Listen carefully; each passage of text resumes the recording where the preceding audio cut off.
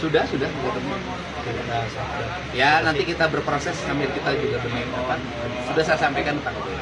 Nanti Pak Kapolda yang memberikan penjelasan. Rekan-rekan sekalian, kami tim hukum Jabar Istimewa akan membacakan somasi terbuka ya, yang dimana selain melanggar Undang-Undang 158, Undang-Undang Nomor 3 Tahun 2020, yang di situ memuat tentang tuntutan pidana 5 tahun dan juga denda 100 miliar, adalah satu berita yang menyesatkan, yang berbau tidak benar yang disampaikan depan umum ya. Tentu ini juga berita bohong yang menurut kami setelah ditelusuri bahwa ini berbau tidak benar ya. Kemudian yang lain adalah menghasut, mengajak dan menjelek-jelekan tokoh-tokoh tertentu. Menurut kami ini tidak pantas dan menghasut, dan ini sudah melanggar hukum. Untuk itu kami memberikan waktu 1 kali 24 jam untuk segera meminta maaf kepada masyarakat Jawa Barat. Kalau tidak, maka kami tim hukum Jabar Istimewa akan mengambil langkah hukum, melaporkan saudara kepada pihak kepolisian dan memprosesnya secara hukum. Ironis, pesantren di Jawa Barat tidak lagi mendapatkan bantuan dari Provinsi Jawa Barat. Katanya ada yang puluhan miliar untuk pesantren, dikorupsi, bukti nggak ada. Ya, tapi yang jelas sekarang pesantren menderita, tidak ada lagi bantuan dari provinsi. Ya, dieksploitasi seakan-akan pesantren ini pusat korupsi. Ya, sehingga tidak lagi diberikan. Padahal tidak ada pesantren tuh yang dikasih puluhan miliar. Yang ada perguruan tinggi. Ya, mungkin perguruan tinggi Islam. Pesantren itu untuk masyarakat yang tidak mampu. Apabila pesantren bisa dibantu, dapat bantuan hibah dari provinsi, maka pesantren tersebut bisa membayar gurunya dan menggratiskan beberapa muridnya. Sekarang banyak murid-murid, yang calon-calon murid yang tidak bisa lagi karena keterbatasan biaya pesantrennya. Ironis memang. Padahal pendidikan itu adalah kewajiban negara. Ya, pemerintah ini baik kabupaten, provinsi atau pusat itu mewakili negara. Nah, ini pendidikan ini tidak lagi jadi prioritas, bahkan dikibulin ya. Dikibulin dengan berbagai macam dinamika, padahal yang sekarang dinamika itu dulu heboh, ternyata bohong. Dulu katanya masyarakat yang ijazahnya disandra silahkan ambil, ternyata tidak dibayar. Kasihan sekolah swasta, kasihan juga yang belum sempat mengambil ijazah yang sudah dijanjikan tinggal ambil, ternyata tidak. Dan banyak hal lain ya. Ruang kelas, ya rumbel, diisi sepadat-padatnya mau dikasih AC, itu juga bohong. Nah, ini semoga kebohongan-kebohongan ini tidak berlarut-larut terjadi terhadap masyarakat Jawa Barat ya.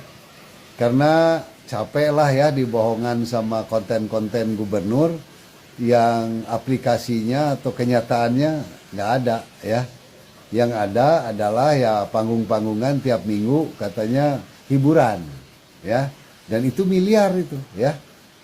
Bohong kalau tidak APBD. Itu jelas APBD. APBD yang disisip-sisipkan ke dinas-dinas terkait untuk membantu panggung-panggungan setiap minggu. Demikian ya.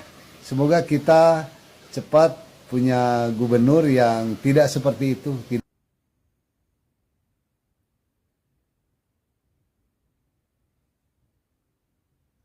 KDM dilaporkan ke KPK. Wow, kadang saya tepuk jidat sendiri. Kok ada ya yang nekat menuduh Kang Deddy Mulyadi menahan DBHP? Dalam Undang-Undang Nomor 1 Tahun 2004 tentang Pembendaharaan Negara jelas tertulis, yang mengelola uang daerah itu BUD, Bendahara Umum Daerah, bukan bupati. Bukan wakil bupati. Bupati itu user kebijakan, bukan holder uang. Jadi, menuduh bupati menahan dana itu sama saja menuduh tukang parkir mencetak STNK. Kemudian selanjutnya, DBHP itu cair berdasarkan realisasi pendapatan sesuai Permendagri dengan pengelolaan keuangan daerah. Kalau realisasinya berubah, ya tentu penyalurannya pun ikut menyesuaikan.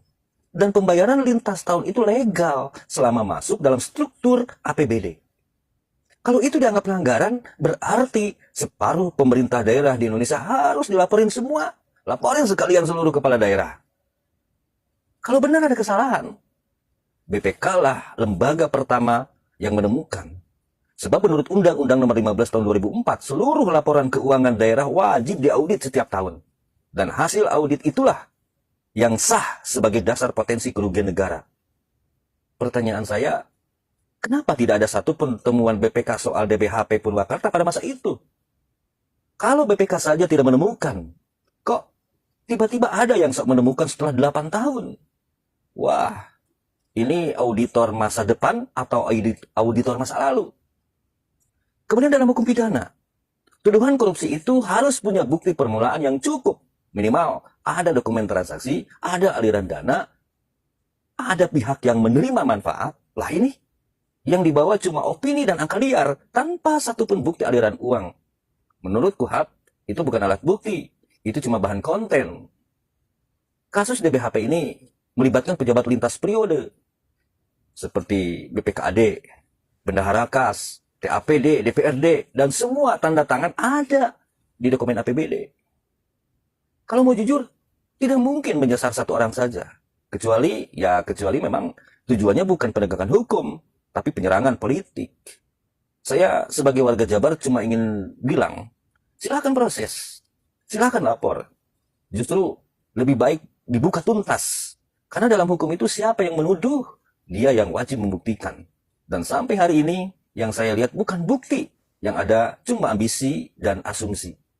Pada akhirnya, hukum akan bicara jernih. Mana fakta, mana fitnah, mana penyimpangan, dan mana yang cuma ingin naik panggung. Salam hormat, Sampurasun. Wilujeng wayah kieu. Mang Cecep. Eta sabaraha periodenya anu kabawa ku kasus DBHP dari mulai anggota dewan di tahun sabaraha nepi ayeuna itu Mang Cecep. Nah hanya bisa gitu Gubernur Ableh meni ngarusak teh meni kudu ku kabehan gitu. Para pejabat jadi sina ikut berjamaah menutupi kebohongan anu dilakukan ku Gubernur Ableh sendiri. Kayak ku Mang Cecep ya, jawab, tapi sebelum Mang Cecep ngejawab, Mang Cecep seri heula. Kelincinya. Oke. Jadi menurut pandangan Mang Cecep dalam temuan kasus DBHP ini 2026-17-18 itu ada beberapa anggota dewan dari periode ke periode dan ketiga ketua dewan yang mungkin akan terlibat atau menutupi kebohongan Gubernur Ableh ini gitu kan. Dari periode 2016 sampai hari ini berarti menghabiskan tiga ketua dewan dengan sampai hari ini di Purwakarta. Nah ini dan beberapa pejabat mungkin eselon 2 juga akan banyak terlibat nih karena menutupi kebobrokan atau menutupi manipulasi anggaran DBHP ini di Kabupaten Purwakarta. Mungkin ini sangat banyak nih yang akan terlibat dan akan menjadi satu temuan yang dahsyat sekali begitu ya. Terima kasih. Coba cek warga Jabar kumaha tanggapan nanya. Malam senior. Ini selamat malam Om Jawa Ade. Pangkasepna ya. Kalau yang sekarang berarti tembelek ya? Ya, yang sekarang. Dia itu sebenarnya apa namanya gubernur apa bagong bukan gusur. Biarin Kang, orang seperti itu anggap aja buah yang busuk gitu. Buah busuk kan akan jatuh dengan sendirinya. Gak apa-apa. Itu cuma nunggu waktunya aja mereka itu. Gak apa-apa. Kita doain aja mudah-mudahan mereka dikasih hidayah sama Allah gitu.